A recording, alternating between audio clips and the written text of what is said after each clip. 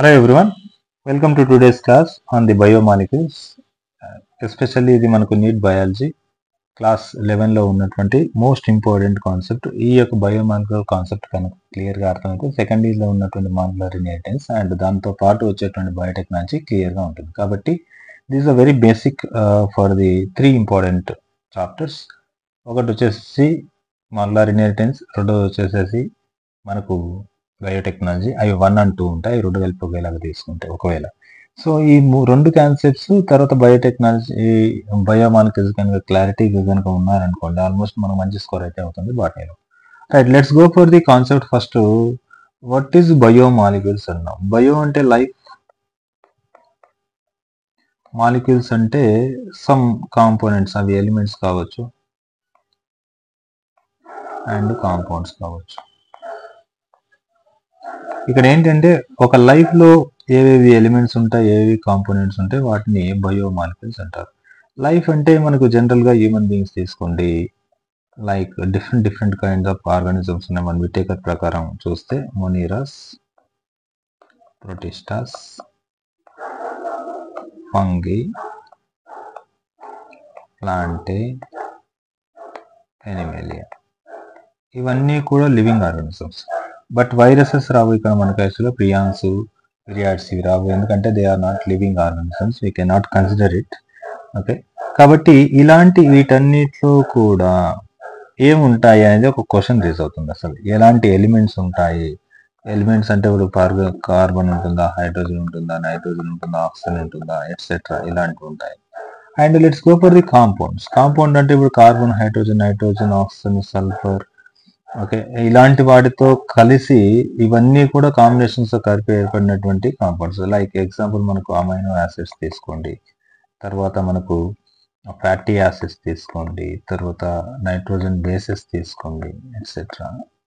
So ఇవన్నీ కూడా మళ్ళీ వస్తే చూద్దాం. సో ఇవన్నీ కూడా కాంపౌండ్స్, ఎలిమెంట్స్ నుండే కాంపౌండ్స్ అయితే రావడం జరుగుతుంది. ఇవన్నీ కలిసితేనే మనకు బయోమాలిక్యూల్స్ అంటారు. సో రైట్, ఇప్పుడు ఏంటో చూద్దాం మనం ఇక్కడ యాక్చువల్గా. సో ఈ బయోమాలిక్యూల్స్ ని కనుక మనం ఒకసారి అబ్జర్వ్ చేస్తే, మనం ఒకవేళ కనుక ఏదైనా లివింగ్ టిష్యూ తీసుకొని దానిలో ఫస్ట్ ఎలిమెంటల్ అనాలిసిస్ చేస్తే ఏం దొరుకుతాయి, ఏం కనబడతాయి అని చూడాలి. ఎలిమెంటల్స్ తర్వాత మరి కాంపౌండ్స్ ఏముంటాయి, ఎలా చేయొచ్చు అనేది చూస్తాం. ఓకే, ఎలిమెంటల్ అనాలిసిస్ గురించి మాట్లాడదాం ఫస్ట్ మనం. ఎలిమెంటల్ అనాలిసిస్ కనుక మనం ఒక ఏదైనా టిష్యూ కనుక తీసుకొని, అది ఏదైనా కావచ్చు టిష్యూ, లైక్ మనకి ఎనిమల్ టిష్యూ అన్న తీసుకోండి, ప్లాంట్ టిష్యూ అన్న తీసుకోండి, లేదంటే బ్యాక్టీరియా కల్చర్ అన్న తీసుకోండి. ఈ మూడు ఏవైనా తీసుకోండి. దీంట్లో కనుక మనకి ఎలిమెంటల్ అనాలిసిస్ కనుక చేస్తే we can find some compounds. Like వీటన్నిటిలో కూడా ఎలిమెంటల్ అనాలిసిస్ చేస్తే మనం హైడ్రోజన్ని చూడొచ్చు, తర్వాత కార్బన్ చూడొచ్చు, ఆక్సిజన్ కనబడుతుంది, నైట్రోజన్ కనబడుతుంది, సల్ఫర్ కనబడుతుంది, సోడియం కనబడుతుంది, అండ్ కాల్షియం కనబడుతుంది, మెగ్నీషియం కనబడుతుంది, సిలికాన్ కనబడుతుంది. సిలికాన్ కనబడుతుంది మనకి యాక్చువల్గా సిదిస్. సో ఇది మనకి యాక్చువల్గా ఏంటి అంటే ఒక హ్యూమన్ బాడీ కావచ్చు, బ్యాక్టీరియా కావచ్చు, ప్లాంట్ కావచ్చు, ఈ సెల్స్లో మనకు hydrogen, carbon, oxygen, nitrogen, sulphur, sodium, calcium, magnesium, so ఇలాంటి ఎలిమెంట్స్ అన్ని కూడా మనకు కనబడతాయి. సో ఇన్ కేస్ కనుక ఈ ఎలిమెంటల్ అనాలిసిస్ చేస్తే మనకి ఇవి కనబడ్డాయి. ఇన్ కేసు మనకు ఒకవేళ కనుక ఇదే కంటెంట్, ఒకవేళ కనుక మనం ఇదే కనుక ఎర్త్ క్రస్ట్ లో కనుక చూసాం అనుకోండి. ఎర్త్ క్రస్ట్ అంటే ఏం లేదు, ఒక హార్డ్ గా ఉన్నటువంటి ఒక అవుటర్ లేయర్, ఎర్త్ లో ఉన్నటువంటి అవుటర్ హార్డ్ లేయర్స్ నే మనం ఎర్త్ క్రస్ట్ అంటాం. దీనిలో యాక్చువల్ గా టఫ్ గా ఉన్నటువంటి సాయిల్ ఉంటుంది, రాక్స్ కూడా ఉంటాయి. వీటన్నిటిని కలిపితే మనం ఎర్త్ క్రస్ట్. ఈ ఎర్త్ క్రస్ట్ ని అబ్జర్వ్ చేస్తే మనకి ఏం చూడొచ్చు అంటే, ఎర్త్ క్రస్ట్ లో మనం హైడ్రోజన్ చూస్తాం, కార్బన్ కనబడుతుంది, ఆక్సిజన్ కనబడుతుంది, అండ్ నైట్రోజన్ చాలా తక్కువగా ఉంటుంది, ఎందుకంటే భూమిలో నైట్రోజన్ అనేది ఎప్పుడు కూడా ఉండదు, గ్యాస్ ఫామ్ కాబట్టి బయట ఉంటుంది. అండ్ సల్ఫర్ కనబడుతుంది, సోడియం కనబడుతుంది, అండ్ కాల్షియం కనబడుతుంది, దాంతో పాటు సిలికా కూడా కనబడుతుంది. సో ఇవి మనకు ఎర్త్ క్రస్ట్ కి దీనికి చూసినప్పుడు కామన్ గా కనబడే. అంటే చూడండి, ఇక్కడ హైడ్రోజన్ ఉంది, ఇక్కడ హైడ్రోజన్ ఉంది, కార్బన్ ఉంది, కార్బన్ ఉంది, ఆక్సిజన్ ఉంది, ఆక్సిజన్ ఉంది, నైట్రోజన్ ఉంది. దీనిలో నైట్రోజన్ చాలా నెగ్లిజిబుల్ గా ఉంటుంది, అండ్ సల్ఫర్ ఉంది, సోడియం ఉంది, కాల్షియం ఉంది, ఇక్కడ మెగ్నీషియం ఉంది, ఇక్కడ కూడా మెగ్నీషియం ఉంటుంది, మెగ్నీషియం ఉంటుంది, బట్ సిలికాన్ ఇక్కడ ఉంది, దీంట్లో లేదు, సిలికాన్ లేదు. సో ఇది మనకు ఎలిమెంటల్ అనాలిసిస్ దానికి సంబంధించినటువంటి విషయం. అయితే ద పాయింట్ ఏంటంటే ఒకవేళ కనుక మనం క్లోజ్గా హ్యూమన్స్లో క్లోజ్ అబ్జర్వేషన్ కనుక చేసామనుకోండి, క్లోజ్గా అబ్జర్వ్ చేసామనుకోండి, మిగతా ఎలిమెంట్స్ అన్నిటితో పోలిస్తే మనకు యాక్చువల్గా హైడ్రోజన్ కానీ కార్బన్ కానీ చాలా ఎక్కువగా ఉంటాయి, మోర్ ఉంటాయి. బికాజ్ ఎందుకు అంటే ప్రతి ఆర్గానిక్ మన బాడీలో ఆర్గానిక్ కాంపౌండ్స్ కనుక చూస్తే, మన బాడీలో ఉన్నటువంటి ఆర్గానిక్ కాంపౌండ్స్ ఏవైతే ఉన్నాయో ఈ ఆర్గానిక్ కాంపౌండ్స్ అన్నిట్లో కూడా కార్బన్ హైడ్రోజన్ ఉంటాయి. Let's say what are the organic compounds ఏమున్నాయి మనకి యాక్చువల్గా అమైనో యాసిడ్స్, ఆర్గానిక్ కాంపౌండ్స్. ఎందుకు ఒక కార్బన్ ఉంటుంది, ఒక సైడ్ హైడ్రోజన్ ఉంటుంది, ఒక సైడ్ ఆర్ గ్రూప్ ఉంటుంది, ఒక సైడ్ COOH ఉంటుంది, ఇంకో సైడ్ NH2 ఉంటుంది. సో దిస్ ఇస్ ద ఏంటి ఆర్గానిక్ కాంపౌండ్. ఒక కార్బన్ హైడ్రోజన్ ఉంది కాబట్టి ఇక్కడ కార్బన్ హైడ్రోజన్ ఉంది కాబట్టి ఇది ఒక ఆర్గానిక్ కాంపౌండ్స్. తర్వాత మనకు యాక్చువల్గా లిపిడ్స్ ఉంటాయి. లిపిడ్స్ చూస్తే మనకు గ్లిజరాల్ అండ్ ఫ్యాటీ యాసిడ్స్ ఉంటాయి. లిపిడ్స్ లో మనకి ఏం కనబడతాయి, glycerol and fatty acids. For example glycerol గీస్తాను మీకు, CH2OH కావచ్చు, CHOH కావచ్చు, తర్వాత CH2OH కావచ్చు. This is called as the triglycerides. ఈ ట్రైగ్లిజరైడ్స్ తో పాటు మనకు ఫ్యాటీ యాసిడ్స్ కూడా ఉంటాయి, లైక్ దిస్, ఇలా ఉంటాయి. దీని అర్థం ఏంటంటే ఇవన్నీ కూడా కార్బన్స్ అనమాట. ఓకే, ఇక్కడ మనకి యాక్చువల్గా CH3 ఉంటుంది, CH2 ఉంటుంది, ఇలా ఇది CH2 ఉంటుంది, ఇలా CH2 ఉంటుంది, ఇలా CH3 ఉంటుంది. ఇక్కడ ఎక్కడ చూసినా మనకు బాడీ లోపల అమైనో యాసిడ్స్, అమైనో యాసిడ్స్ తో ఫామ్ అయినటువంటి ప్రోటీన్స్ అండ్ లిపిడ్స్ ఏర్పడతాయి. తర్వాత న్యూక్లిక్ యాసిడ్స్ చూడండి. న్యూక్లిక్ యాసిడ్స్ లో మనకి ఏముంటాయి, నైట్రోజన్ బేసెస్ ఉంటాయి అండ్ షుగర్ ఉంటుంది అండ్ ఫాస్ఫేట్ ఉంటుంది. ఈ ఫాస్ఫేట్ తీసి పక్కన పెట్టండి. షుగర్ లో మనకి యాక్చువల్గా కార్బన్ హైడ్రోజన్ ఉంటుంది, డిఆక్సిరైబోస్ కావచ్చు, రైబోస్ షుగర్ లో కావచ్చు. నైట్రోజన్ బేసెస్ లో కూడా కార్బన్ ఉంటుంది, హైడ్రోజన్ ఉంటుంది. ఫర్ ఎగ్జాంపుల్ నైట్రోజన్ బేసెస్ లో ఒక బేస్ గీస్తా. For example let's go for the adenine గీద్దాం. Adenine is the nitrogen base. ఈ నైట్రోజన్ బేస్ కనుక గీస్తే మనకి యాక్చువల్గా ఇక్కడ ఇలాంటి స్ట్రక్చర్ అయితే కనబడుతూ ఉంటుంది.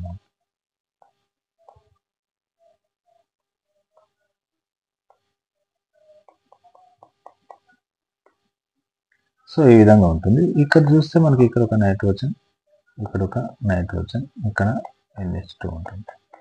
సో ద పాయింట్ ఏంటంటే ఇక్కడ ఒక కార్బన్ ఉంది, ఇది కార్బన్, ఇక్కడ కార్బన్ ఉంది, ఇక్కడ కార్బన్ ఉంది, ఇక్కడ కార్బన్ ఉంది, ఇక్కడ కార్బన్ ఉంది. కార్బన్ తో పాటు ఇక్కడ ఒక బాండ్ ఉంది కాబట్టి ఇక్కడ డబుల్ బాండ్స్ కూడా గీస్తే మనకు ఒక క్లారిటీ వస్తుంది. ఇక్కడ ఒక డబుల్ బాండ్ ఉంది, ఇక్కడ ఒక డబుల్ బాండ్ అండ్ ఇక్కడ ఒక డబుల్ బాండ్. ఇప్పుడు కార్బన్ ఇక్కడ దాని అర్థం ఏంటి, కార్బన్ యొక్క వేలెన్స్ ఎంత, కార్బన్ కి 4 వేలెన్స్. ఇక్కడ దీన్ని తీసుకోండి, ఒక కార్బన్ కి ఇక్కడ ఒకటి ఉంది, కార్బన్ కి ఇక్కడ ఒక కార్బన్ ఉంది, ఇంకో కార్బన్ కి నైట్రోజన్ ఉంది, ఇక్కడ వచ్చేసి నైట్రోజన్. మరి ఇక్కడ ఏముంది, కార్బన్ కి 4 వేలెన్సీ కాబట్టి ఇక్కడ డబుల్ బాండ్ ఉంది. సో నౌ ఇక్కడ కార్బన్ తో పాటు హైడ్రోజన్ కూడా ఉంటుంది. ఒకసారి చూడండి, ఈ కార్బన్ చూడండి, ఇక్కడ నైట్రోజన్ ఉంది, ఇక్కడ వచ్చేసేసి కార్బన్ ఉంది. ఇప్పుడు దీనికి ఇక్కడ కింద గీసినటువంటి ఈ కార్బన్ కి వేలెన్సీ ఇక్కడ హైడ్రోజన్ లేదు, కానీ ఇక్కడ ఒక ఇదొకటి ఉంది, అంటే ఇక్కడ ఏముంటుంది, CH2 ఉంటుంది అని సార్. సో ఈ విధంగా మనకు నైట్రోజన్ బేసిస్ లో కూడా మనకు ఏం కనబడతాయంటే ఈ యొక్క కార్బన్ హైడ్రోజన్స్ కనబడతాయి. అంటే మెజారిటీ ఆఫ్ టైం మనకు కార్బన్ హైడ్రోజన్స్ అనేవి ఎక్కువగా అబ్జర్వ్ చేయొచ్చు అంటారు. అలా కాకుండా let's go for the sugar చూద్దాం. మనం ఈ షుగర్ చూడండి, డిఆక్సిరైబోస్ షుగర్ కనుక చూసామనుకోండి ఎలా ఉంటుంది మనకు. డిఆక్సిరైబోస్ షుగర్ ఒకసారి, లేదంటే రైబోస్ షుగర్ కనుక చూస్తే, let's see this is the sugar, structure of deoxyribose sugar, లేదంటే రైబోస్ షుగర్ కి ఇస్తాను నేను. ఇక్కడ చూడండి,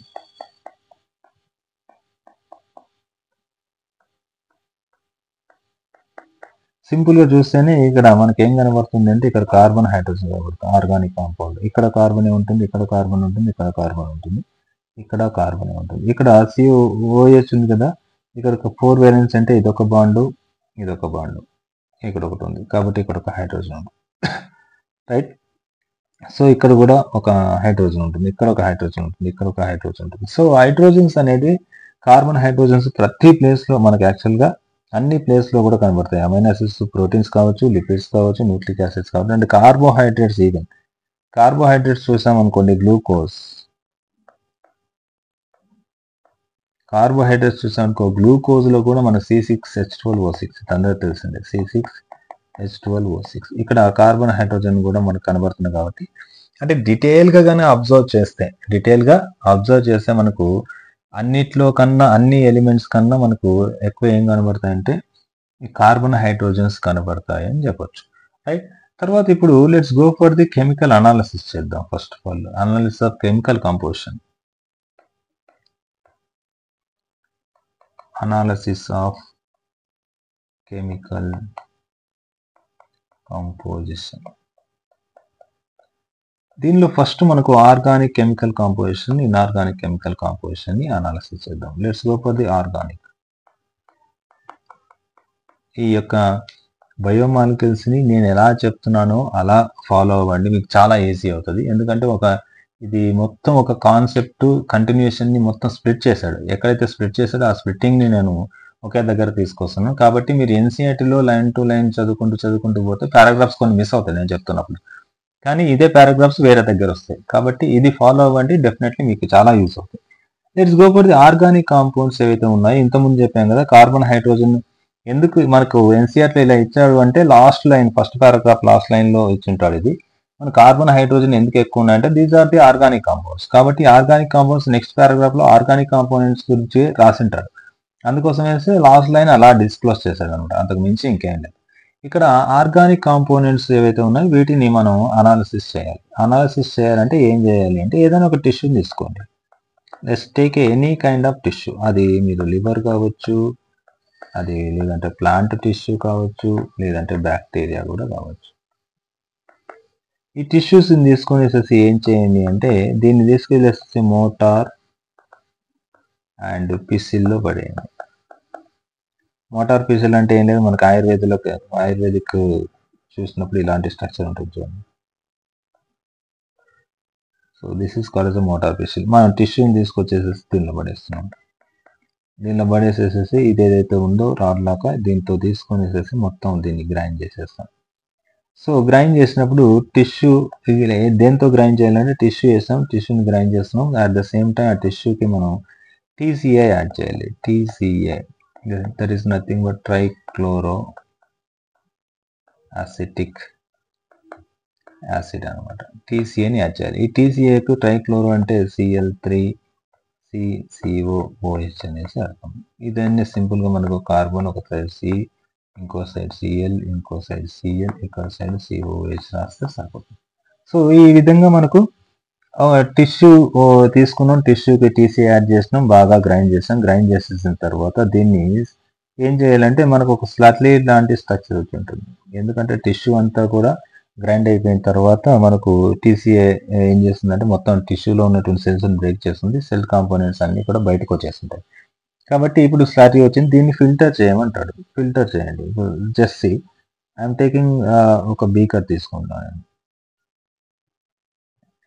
ఇది బీకర్ అనుకోండి, for example let's say beaker the beaker, this is the beaker. ఈ బీకర్ మీద మనకు యాక్చువల్గా ఫిల్టర్ పెట్టాలి. ఫిల్టర్ వచ్చేసి ఇక్కడ మనకు చీజ్ క్లాత్ లేదు అంటే నేను ఫిల్టర్ కాబట్టి ఇలా చేస్తున్నాను. కోర్స్ ఇది వచ్చేసేసి ఫిల్టర్, ఈ ఫిల్టర్ వచ్చేసేసి చీజ్ క్లాత్ లేదు అంటే మనకి యాక్చువల్గా కాటన్ పెట్టమంటారు. ఇలాగనే చేయొచ్చు, లేదు అంటే ఇంకో ప్రొసెసర్ ఇదే చెప్పాడు కాబట్టి ఇదే ఏం చేద్దామంటే మనం యాక్చువల్గా ఒక బీకర్ తీసుకోండి. ఈ బీకర్ మీద మనం ఏం చేయండి అంటే ఒక ఫన్నెల్ పెట్టండి.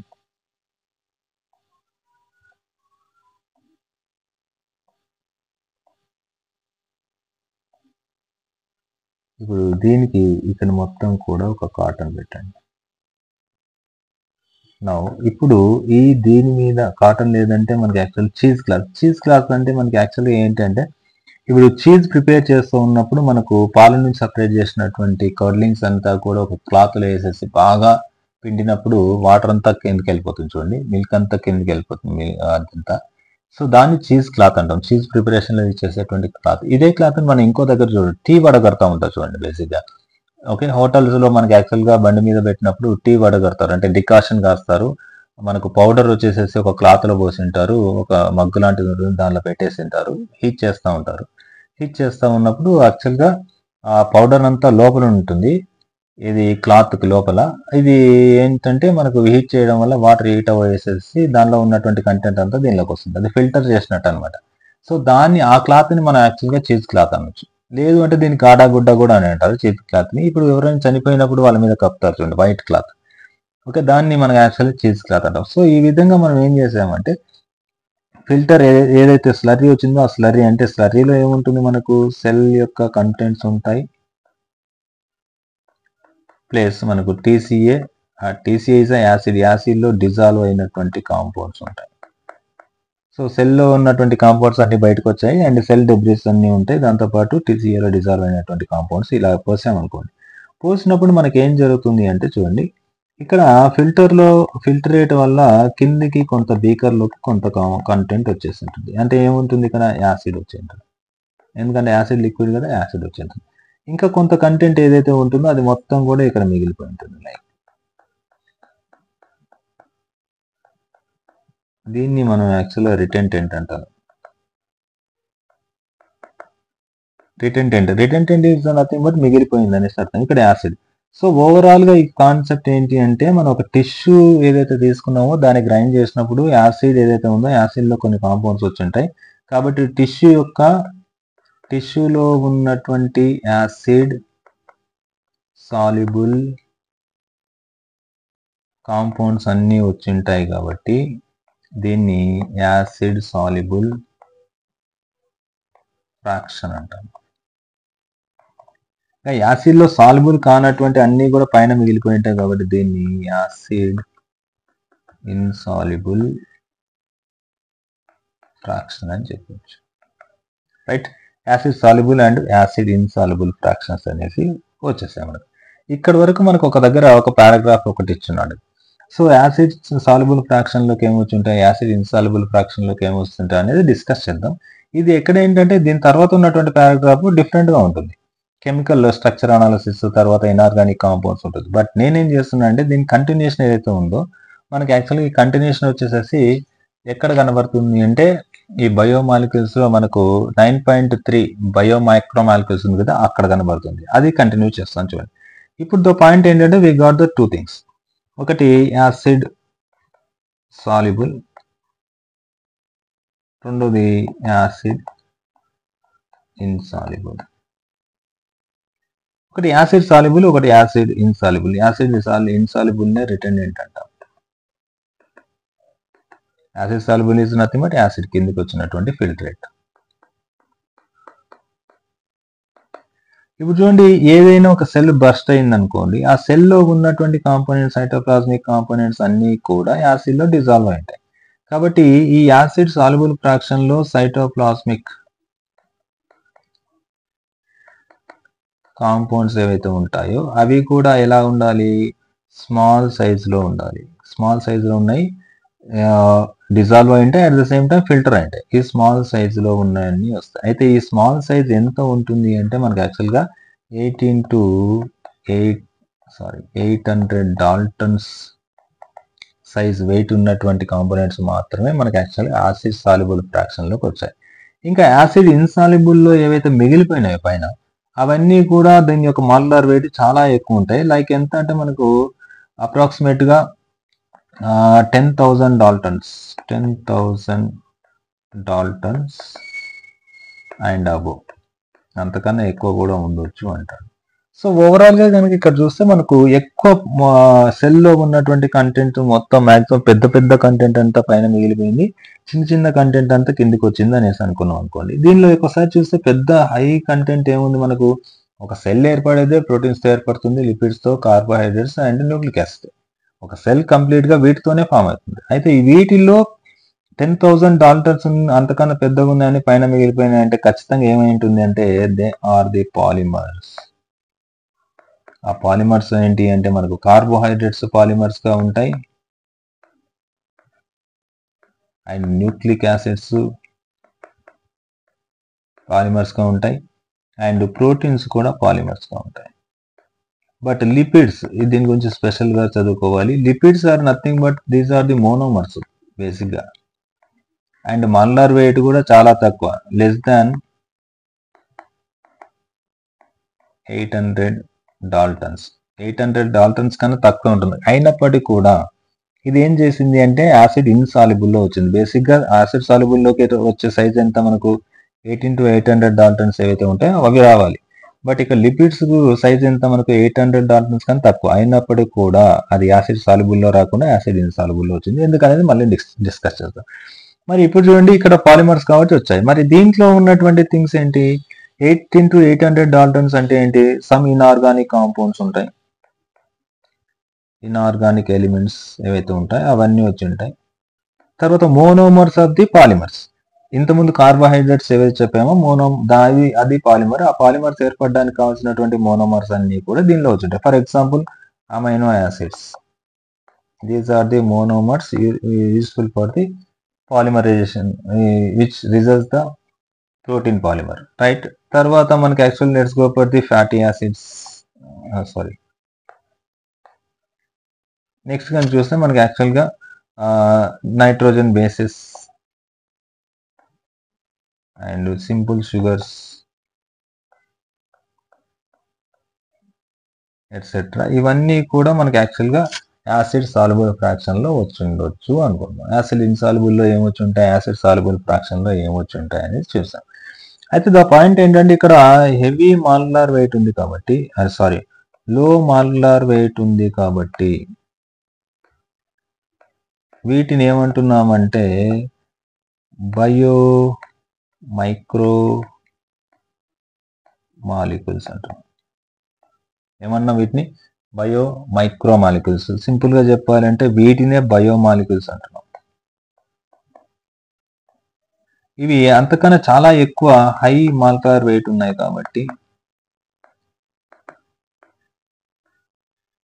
వీటిని బయో మ్యాక్రో మాలిక్యూల్స్ అంటున్నాం, రైట్.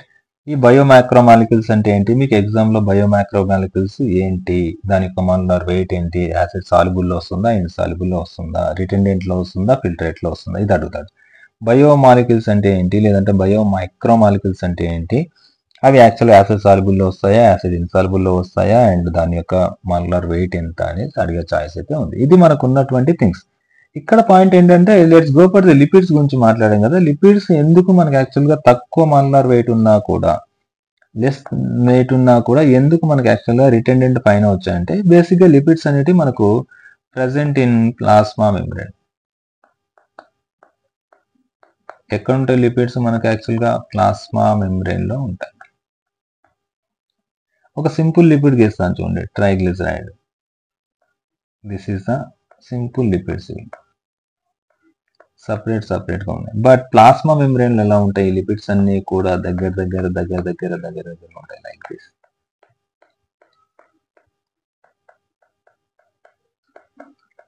ఇది మనకు lipids arrangement in the plasma membrane.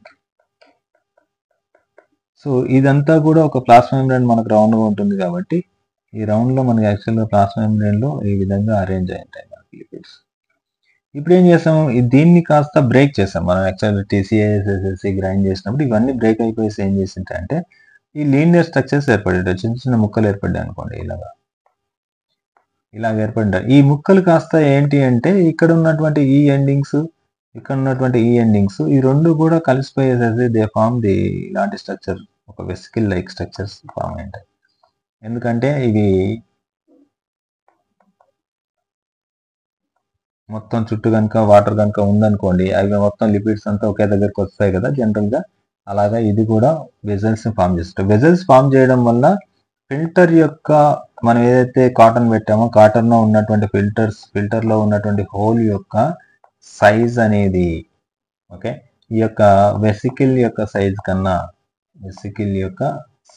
కన్నా స్మాల్ గా ఉండడం వల్ల వెసికిల్స్ అన్ని కూడా పైనే ఉండిపోయినాయి. అందుకోసం ఇది ఒక్కటి మాత్రం ఎక్సెప్షన్.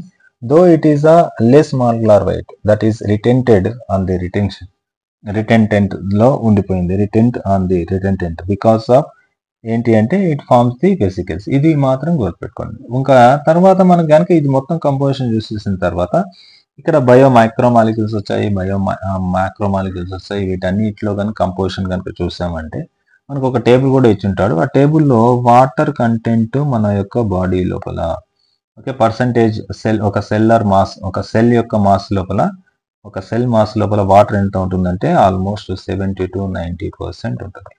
ఒక సెల్ తీసుకుంటే ఆ సెల్లో 70 to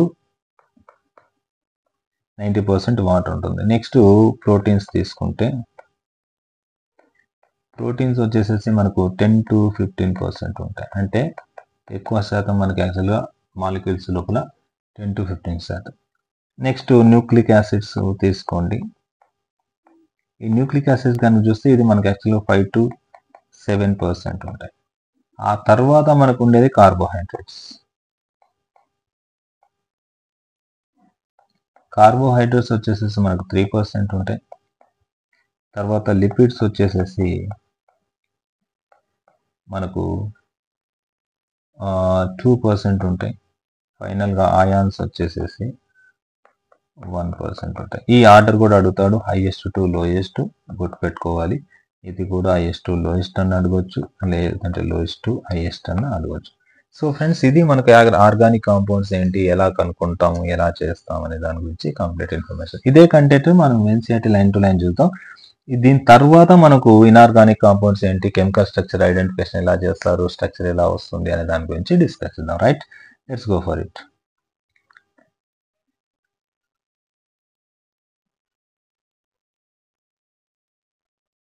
so let's go for biomolecules chapter 9. యాక్చువల్గా మనకు బాటనీలో ఉన్నటువంటి స్ట్రక్చర్. నా చూడండి, there is a wide diversity in the living organism. Living organisms అనేవి ఒకటి లేవు, చాలా రకాలు ఉన్నాయి. డైవర్సిటీ అంటే నథింగ్ బట్ ప్రోటీన్స్, ఏమంటారు, మొనీరా, ప్రొటిస్టా, ఫంగై, ప్లాంట్, ఎనిమేలియా. ఇది మన బయోస్పియర్. బయోస్పియర్ అంటే atmosphere along with the biological organisms, ఆ మొత్తం రీజన్ కలిసి బయోస్పియర్ అంటారు. Now A question that arises in our mind is, ఇది చూసినప్పుడు డిఫరెంట్ ఆర్గానిజమ్స్ చూసినప్పుడు క్వశ్చన్ అయితే మన మైండ్లోకి వస్తుంది అంటాడు. ఏంటి అంటే, are all living organism made up of the same chemicals? నిజంగా అన్ని లివింగ్ ఆర్గానిజమ్స్ లో ఒకే రకమైనటువంటి కెమికల్స్ ఉన్నాయా? ఆ కెమికల్స్ ఫర్ ఎగ్జాంపుల్ ఎలిమెంట్స్ గా ఉన్నాయా? ఆ ఎలిమెంట్స్ కాంపౌండ్స్ అన్ని కూడా ఒకేలాగా ఉన్నాయా అనేసి డౌట్ వచ్చేస్తుంది. ఎస్. నెక్స్ట్ చూడండి, you have learn in the chemistry లోపల మీరు చదివి ఉంటారు, how elemental analysis perform. Elemental analysis ఎలా చేయాలనేది కెమిస్ట్రీలో మీరు చూసింటారు అంటారు. ఒకవేళ we perform such an analysis on the plant tissue, లేదంటే animal tissue, లేదంటే microbial paste. సో మనం కనుక ఒకవేళ కెమిస్ట్రీలో చేసినట్టే మనం కనుక ఒకవేళ టిష్యూని తీసుకునేసేసి ఎలిమెంటల్ అనాలిసిస్ చేసామంటే, ఎలాంటి టిష్యూ తీసుకోవాలంటున్నాడు? ప్లాంట్ టిష్యూ కావచ్చు, ఎనిమల్ టిష్యూ కావచ్చు, అండ్ మైక్రోబియల్ పేస్ట్. ఇవన్నీ తీసుకునేసి మనం కనుక ఎలిమెంటల్ అనాలిసిస్ చేస్తే we obtain a list of elements like carbon వస్తుంది, హైడ్రోజన్ వస్తుంది, ఆక్సిజన్ వస్తుంది, అండ్ సెవరల్ అదర్స్ అన్ని, and their respective content per unit mass of living tissue. Okay, దాని యొక్క కంటెంట్ యూనిట్ మాస్ ఆఫ్ ఒక లివింగ్ టిష్యూలో, ఒక unit mass of living tissue తీసుకున్నాం అనుకో, 1 గ్రామ్ తీసుకున్నాం అనుకో, దానిలో ఎంత పర్సెంటేజ్ ఉంటాయి అనేది కూడా మనకు తెలుస్తుంది అంటారు. ఒకవేళ కనుక if the same analysis is performed on the piece of earth crust తీసుకొని దానిలో సేమ్ ఇక్కడ టిష్యూలు ఏ విధంగా చేస్తామో దానిలో కూడా చేస్తే, ఒకవేళ an example of non living matter, ఏది మనకి ఎర్త్ క్రస్ట్ అనేది నాన్ లివింగ్, అంటే లివింగ్ లో చేసినప్పుడు ఏమైతే వచ్చాయో నాన్ లివింగ్ లో కూడా మీరు అబ్జర్వ్ చేస్తే, వి అబ్టైన్ సిమిలర్ లిస్ట్. మనకు maximum similar list, identical list అనట్లేదు, సిమిలర్ లిస్ట్ అంటే 1 or 2 కాంపౌండ్స్ మిస్ అవ్వచ్చు. And what are the difference between the 2 list? 2 list లో డిఫరెన్స్ ఏంటి అంటారు. ఇన్ అబ్సల్యూట్ టర్మ్స్ లో చెప్పాలంటే no such difference could be made out. Absolute గా చెప్పాలంటే పెద్ద డిఫరెన్స్ ఏమి కనబడదు అంటాడు.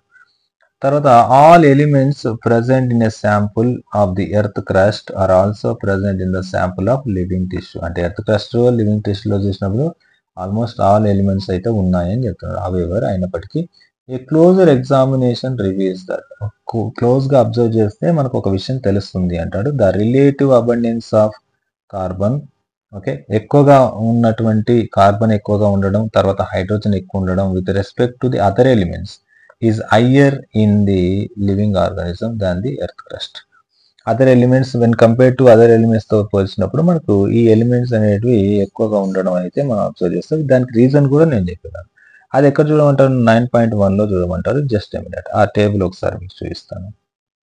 సో సి హియర్, ఇది యాక్చువల్గా ఎందుకు నేను ఇది బేసిక్గా పక్కనే ఉంటుంది, బట్ నేను మార్చాను కొద్దిగా. ఒకసారి ఇక్కడ చూడండి, ఎలిమెంట్ ఇచ్చాడు and percentage weight of the earth crust and human body. ఒక ఎలిమెంట్ హైడ్రోజన్ తీసుకున్నాం అనుకోండి, ఎర్త్ క్రస్ట్ లో ఎంత ఉంది, ఎంత పర్సంటేజ్ లో ఉంది, అండ్ హ్యూమన్ బాడీలో ఎంత పర్సంటేజ్ ఉంది అనేది ఇక్కడ ఏంటంటే, ఇది ఎర్త్ క్రస్ట్ ఫర్ ఎగ్జాంపుల్ ఇక్కడ ఎర్త్ క్రస్ట్ ని 5 గ్రామ్స్ తీసుకుంటే అండ్ హ్యూమన్ బాడీని కూడా 5 గ్రామ్ తీసుకున్నప్పుడు మాత్రమే, అంటే ఈక్వల్ అమౌంట్ లో తీసుకొని అనాలిసిస్ చేసినప్పుడు ఈ పర్సంటేజ్ వచ్చి ఉంటుంది. ఓకే, మీకు డౌట్ రావచ్చు, ఎర్త్ క్రస్ట్ ఎంత తీసుకున్నారు సార్, దానిలో ఈ హైడ్రోజన్ ఎంత ఉంటుందని తెలుస్తుంది, హ్యూమన్ బాడీలో ఎంత టిష్యూ తీసుకున్నారు అని డౌట్ వస్తుంది. ఈక్వల్ గా తీసుకోవాలి, ఈక్వల్ గా తీసుకొని అనాలిసిస్ చేసినప్పుడు ఇది వస్తుంది. For example let's go for the hydrogen కనుక చూసాం అనుకోండి, ఇక్కడ మీరు హైడ్రోజన్ కనుక అబ్జర్వ్ చేస్తే ఎర్త్ క్రస్ట్ లో 0.14 ఉంది, ఇది వచ్చేసి 0.5. ఇప్పుడు 0.14 కన్నా 0.5 పెద్దది ఇక్కడ, ఎందుకంటే ఇక్కడ 2 G's ఉన్నాయి, ఇక్కడ 50 పెట్టుకోవాలి, 14 కన్నా 50 చాలా పెద్దది, right. That is the case actual గా. ఇప్పుడు హైడ్రోజన్ దేనిలో ఎక్కువ ఉంది, హ్యూమన్ బాడీలో ఎక్కువ ఉంది. కార్బన్ దేనిలో ఎక్కువ ఉంది, హ్యూమన్ బాడీలో ఎక్కువ ఉంది, దీనిలో 0.03 ఉంది.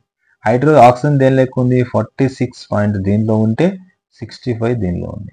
అంటే overall as per this list చూస్తే ఆక్సిజన్ అన్నిటికన్నా ఎక్కువ ఉంది హ్యూమన్స్ లో. కానీ డీటెయిల్ గా మనం అబ్జర్వ్ చేస్తే ఎందుకు ఆక్సిజన్ ని మనం ఇక్కడ కన్సిడర్ చేయట్లేదు, ఇంతకుముందు లైన్ కి ఈ లైన్ కి డిఫరెన్స్ ఏంటంటే ఆక్సిజన్ ఇక్కడ ఎక్కువ ఉంది, కానీ ఈ ఆక్సిజన్ అనేది ఎప్పుడు కూడా ఫ్రీ ఫామ్ లో ఉండదు మనకు యాక్చువల్ గా.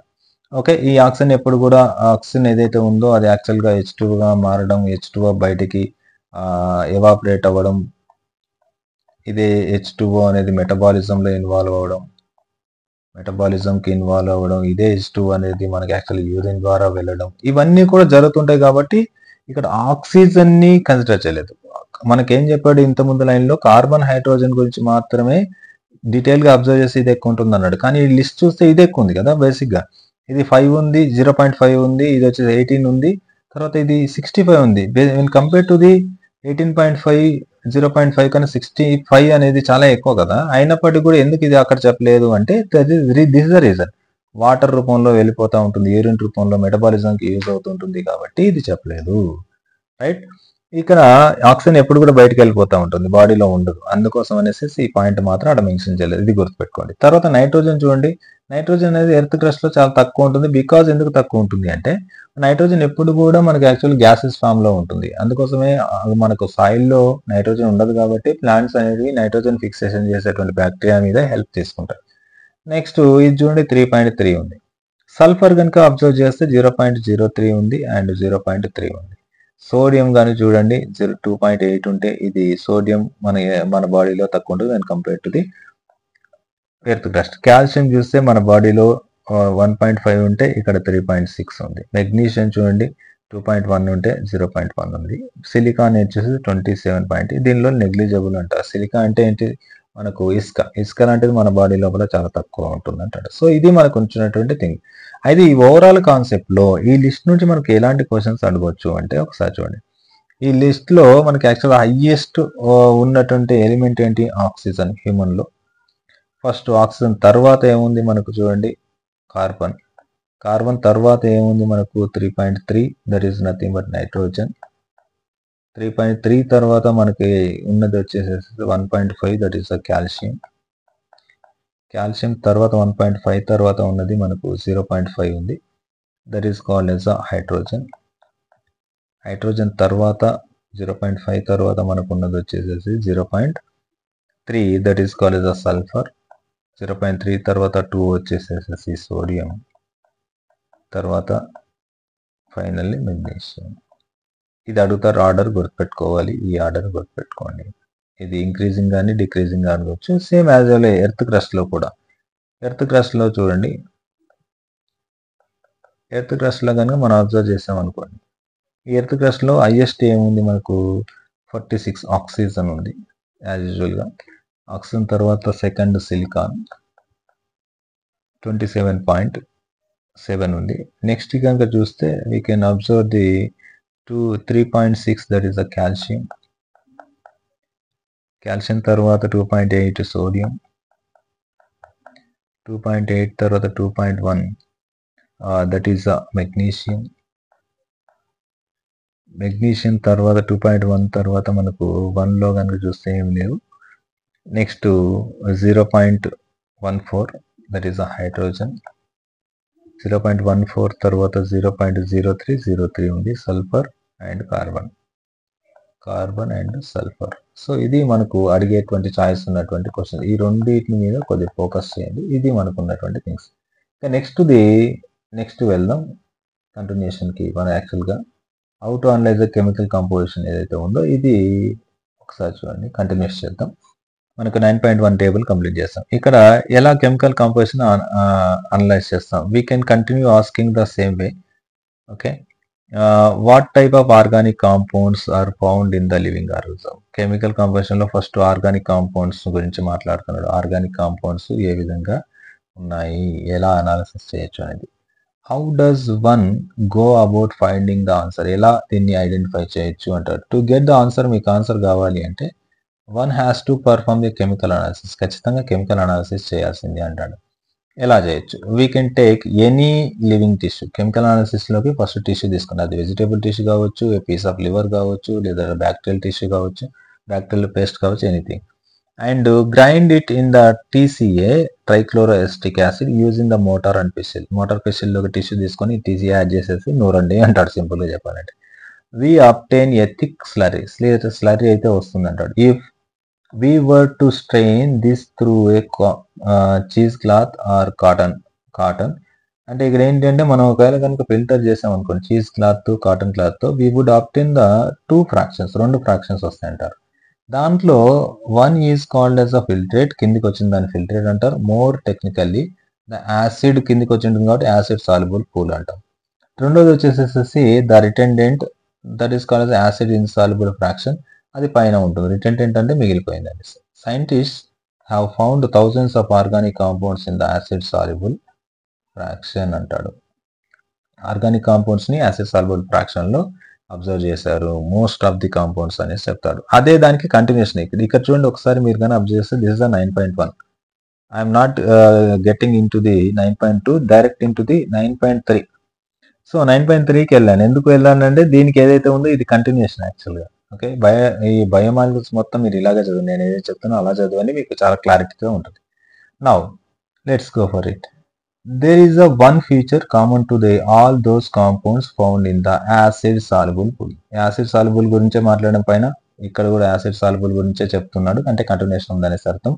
Common to the compounds, common point ఏంటంటే యాసిడ్ సాల్యుబుల్ పూల్ లో ఉన్నటువంటి దానికన్నీ కామన్ ఏంటంటే they have the molecular weight ranges 18 to around 800 Dalton's approximate గా 18 నుంచి 800 డాల్టన్స్ ఉంటుంది అంటాడు దానిలోకి వచ్చినటువంటి organic compounds. Next the acid insoluble fraction కనుక చూస్తే has only 4 types of organic compounds.